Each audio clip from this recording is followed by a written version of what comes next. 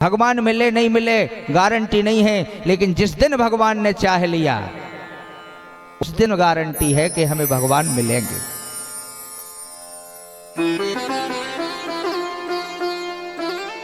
अब तो गोकर्ण जी ने कथा करी, वायु स्वरूप होता है प्रेत का, 7 गांठ के बांस में बास कराया, वो कथा शुरू करी। श्रद्धया साध्यते धीराम, बड़ी श्रद्धा और बहुत ही धैर्य से साधन किया जाता है श्रीमद् भागवत का। एक एक दिन में एक एक गांठ टूटती चली गई। 7वें दिन जब आया तो सातों गांठ जो है टूट गई और नृपयोगेन स्वरूपेण, सुंदर स्वरूप राजा के समान हो गया। दिव्य रूप धरो धीरा, देवताओं के भांति स्वरूप हो गया। प्रत्यक्ष ये प्रमाण है 7 दिन में प्रेत की मुक्ति। तो श्रीमद् भागवती वार्ता प्रेत पीड़ा विनाशनी,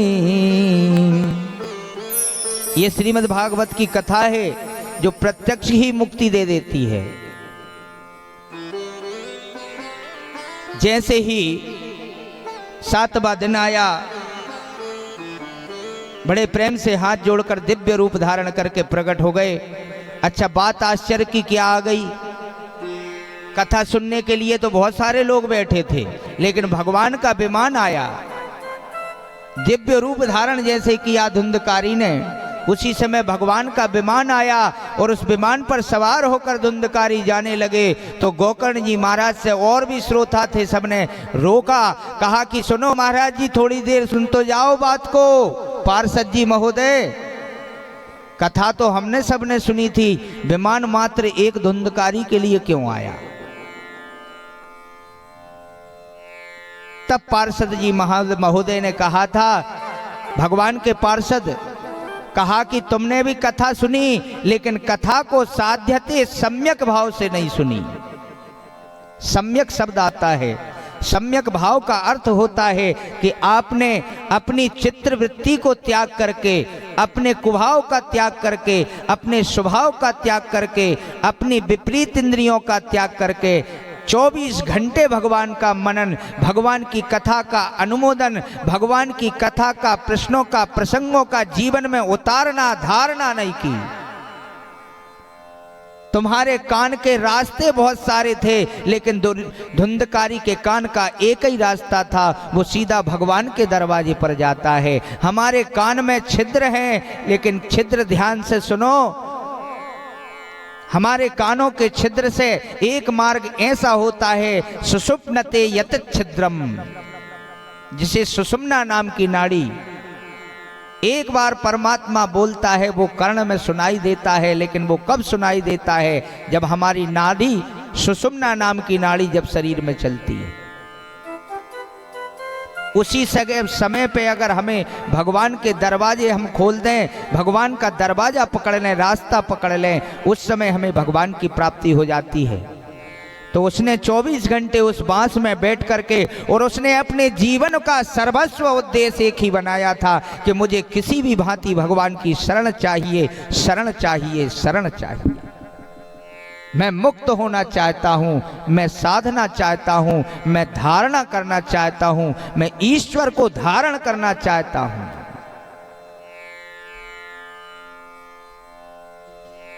इसलिए धुंधकारी का उद्धार हुआ। फिर तो सब गोकर्ण जी महाराज से कहने लगे, महाराज हम भी इसी धारणा से, इसी सम्यक भाव से भगवान की कथा सुनेंगे। फिर गोकर्ण जी ने श्रावण के मास में फिर कथा आरंभ की।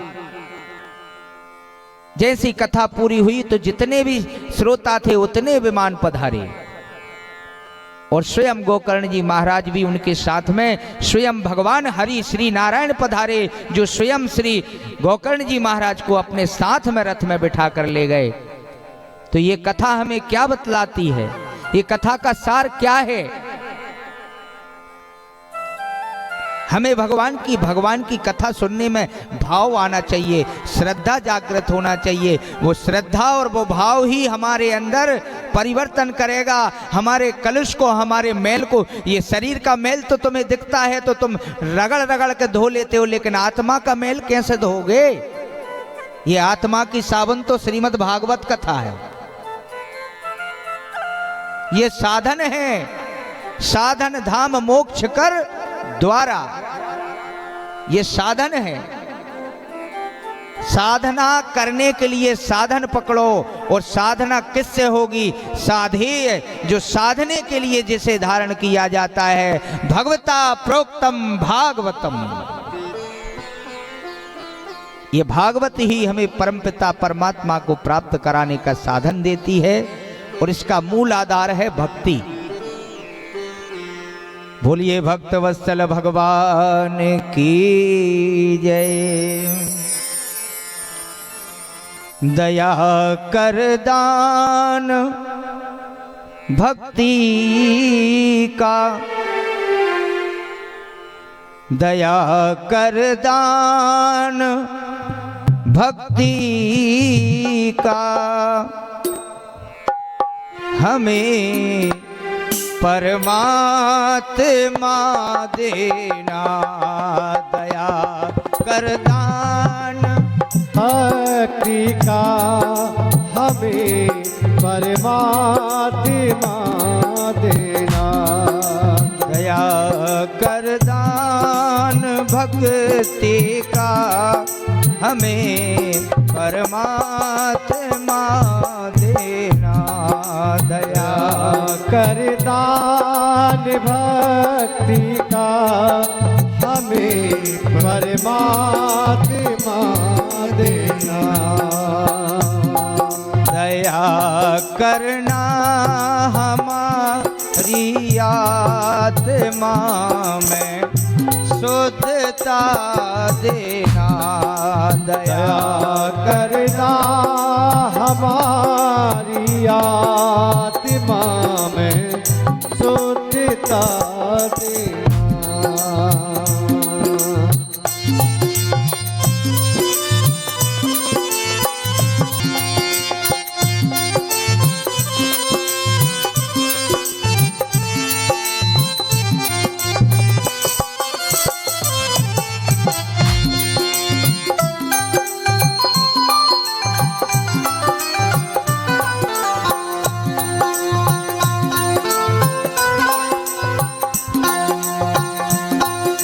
हमारे ध्यान में आओ प्रभु, आँखों में बस जाओ।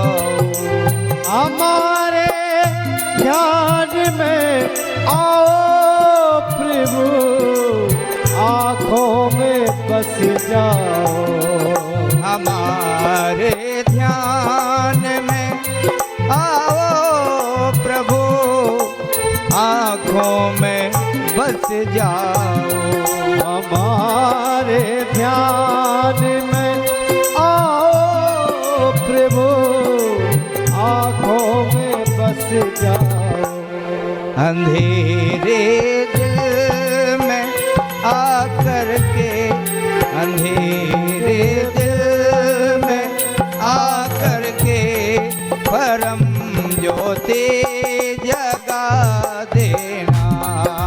तेरे दिल में आकर के प्रभु ज्योति जला देना।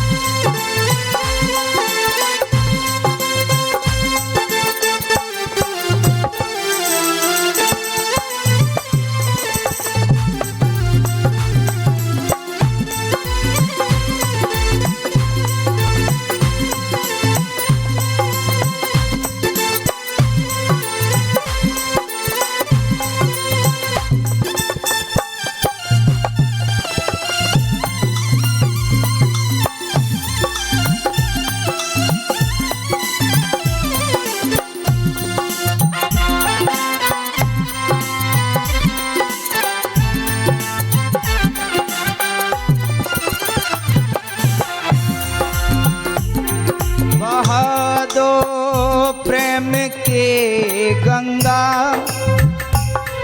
बहा दो प्रेम की गंगा हृदय में प्रेम का सागर बहा दो प्रेम की गंगा दिलों में प्रेम का सागर बहा दो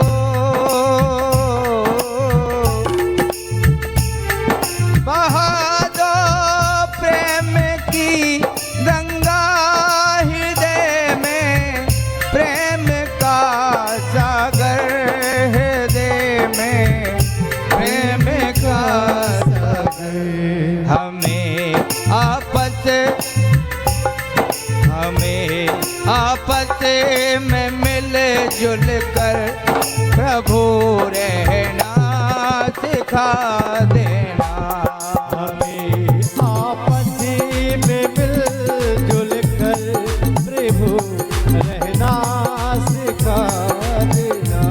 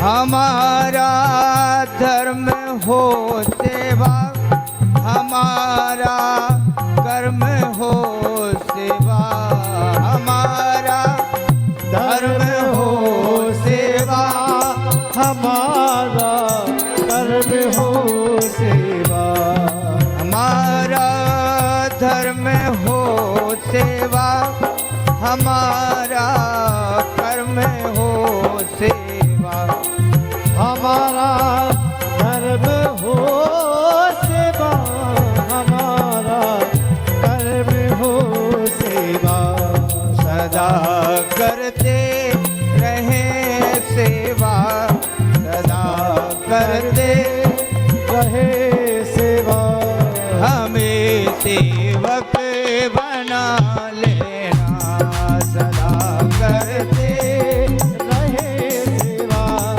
हमें सेवक बना दया कर दान भक्ति का दया कर दान भक्ति का हमें परमात्मा देना दया कर दान भक्ति का हमें परमात्मा देना हमें परमात्मा देना।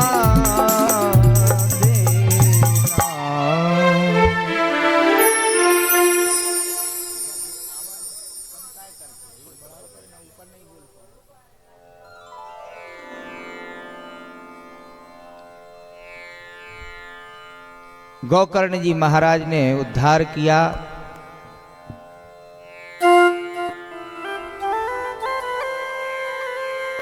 मानो ये कथा हमें शिक्षा देती है कि हमें मनमानी नहीं करना चाहिए।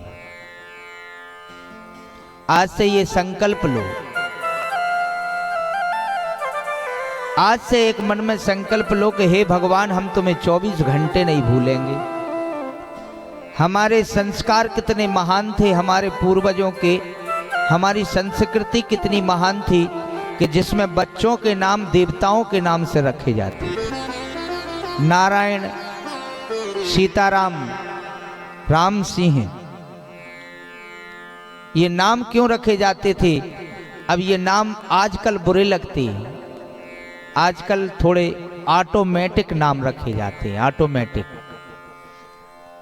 अर्थात माताओं से जो नाम ना लेवे वो ही नाम रखना है। माता जी से नाम नहीं लेते। जिसका नाम जल्दी से जबान पे ही नहीं आएगा, तुम्हारे ऊपर आपत्ति आएगी, विपत्ति आएगी, तुम बुला ही नहीं पाओगे। नाम ही ऐसे रखे, नाम सोचते सोचते रह जाओगे। तुम्हें शादी करना है, कार्ड में नाम लिखना है, अब नाम ऐसे रख लिए उन्होंने, टिंकू, रिंकू, पिंकू, ये कोई नाम है? इनका कोई अर्थ ही ना हो। जिसके नाम का कोई अर्थ ना हो वो किस काम का? नाम की बड़ी महिमा और नाम का बड़ा महत्व है। राम से बड़ा राम का नाम। नाम की अच्छा महिमा कैसी है?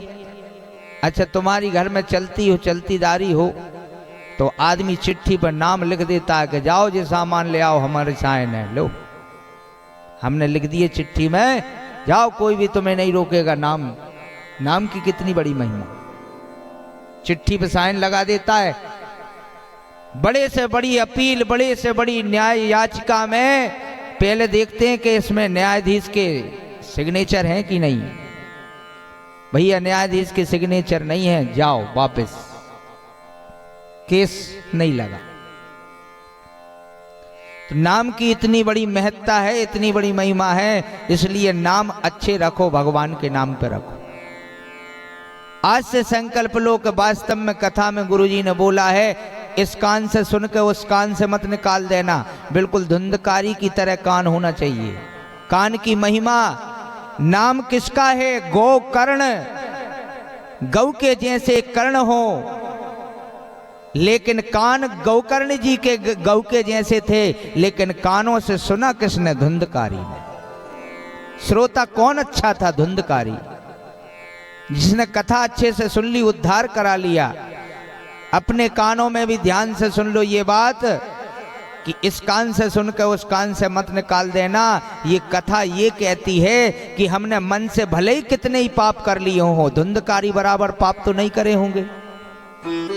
अच्छा बताओ, पुण्य करने वाला अपने पुण्यों की तो लेखनी बता देता है कि हम तीर्थ में गए थे, हम यहाँ गए थे, वहां गए थे, लेकिन हमने किसी के पैसे चुरा लिए वो नहीं कहती है। किसी से पूछो तुमने कोई कुकर्म किया है वो बताओ, तो कुकर्म को छिपाते हैं और सत्कर्म को बताते हैं। जमाना बिल्कुल उल्टा। बल्कि बताना क्या था? बताना हमारे कुकर्म था। अच्छा, कोई बीमारी हो जाए तो जल्दी बता दे, आज हमें जो हो रहा हो, आज हमें ये पीड़ा हो रही। क्यों? क्योंकि वो नहीं बताएंगे तो सुधर पाएंगे नहीं। बड़ी उल्टी विडंबना। यही तो संसार है। इस संसार की रीति को कोई नहीं समझ सकता। अच्छे पुण्य किए होंगे, तीर्थ का गमन किया तो बड़ी चर्चा करेंगे। हम भी गए, कहीं वहां से जाते हैं, बस यहां से जाती है, ट्रेन यहां से मिलती, ट्रेन वहां से मिलती है।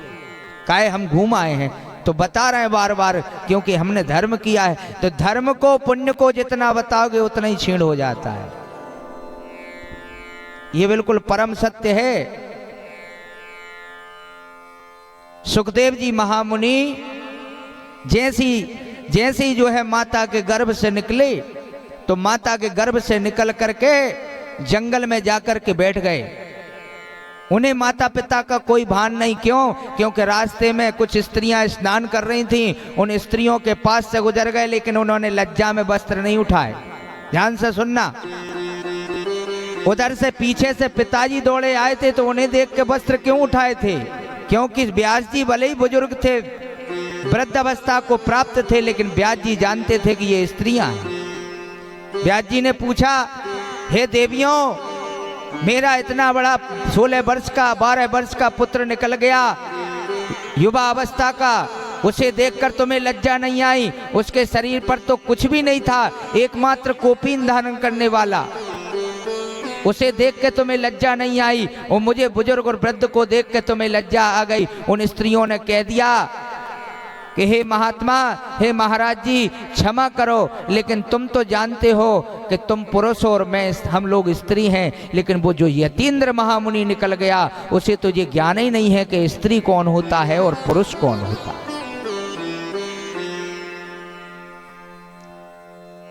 ऐसे यतीन्द्र महामुनि सुखदेव जी जब जंगल में जाकर के बैठे तो ये भगवान का ध्यान कर रहे। कौन से भगवान का ध्यान? इन्हें तो माया व्याप्त नहीं होती। निरूप भगवान का दर्शन किया था जन्म में, पूर्व जन्म में भगवान का